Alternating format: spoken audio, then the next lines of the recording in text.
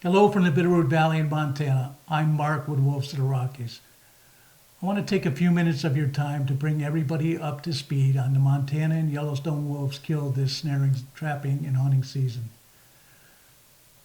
They managed to kill 273 wolves in this state-sanctioned wolf killing season. So what is going to happen now to wolves? Because the Montana Fish, Wildlife, and Parks senior leadership and commission will not feel enough wolves were killed this season. We've given this some thought. This is what we think is going to happen.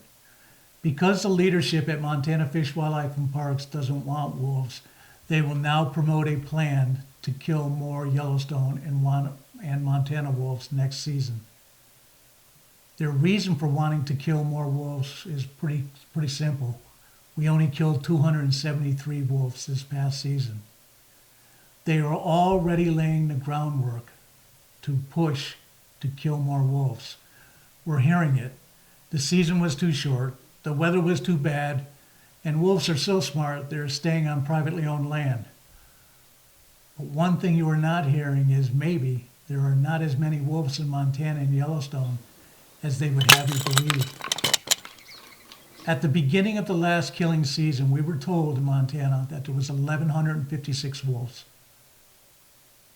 This is in accordance to the way they count wolves in Montana. It's called Integrated Patch Occupancy Modeling, or IPOM.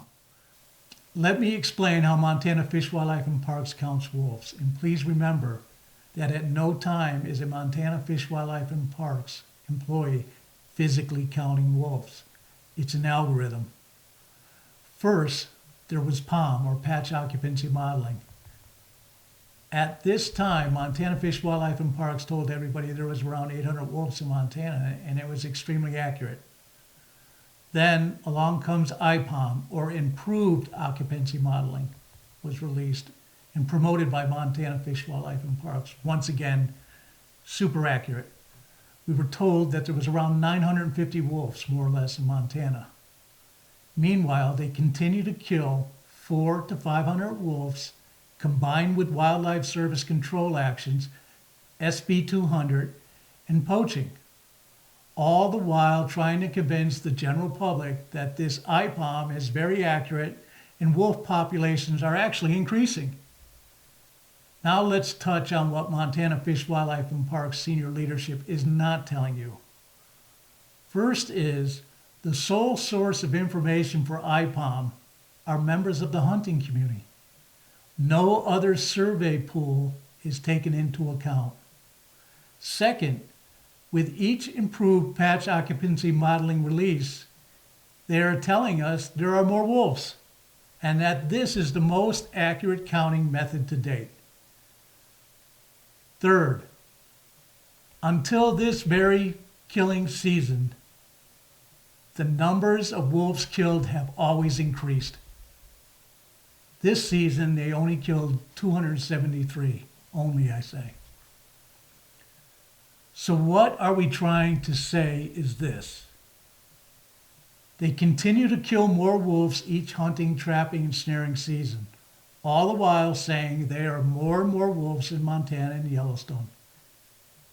Remember that patch occupancy modeling has not in its entirety been peer-reviewed. The sole source of wolf sightings comes only from the hunting community. Are you starting to see the favoritism, the bias, the drift from using the best available science? I'm not a mathematician, but I sure can see it. Lastly, when implementing IPOM, Montana Fish, Wildlife, and Parks uses what they call a variance. These variances can contain as much as 35% difference. When you take this in as a whole and add in Montana Fish, Wildlife, and Parks don't want wolves, it sets the stage for inaccuracies with the wolf population in Montana. So ask yourself, why is this important? We all know that the Federal Fish Wildlife Service Agency is doing a 12-month wolf review in the Rocky Mountain states of Idaho, Montana, and Wyoming. So where do you think Director Martha Williams of the Fish Wildlife Service is getting that review information? From Montana Fish, Wildlife, and Parks, who is using patch occupancy modeling to count wolves. And we know it's inaccurate and it's unreliable, to say the least. If Rocky Mountain wolves are not relisted by the federal government, this failure to relist will be challenged in federal court.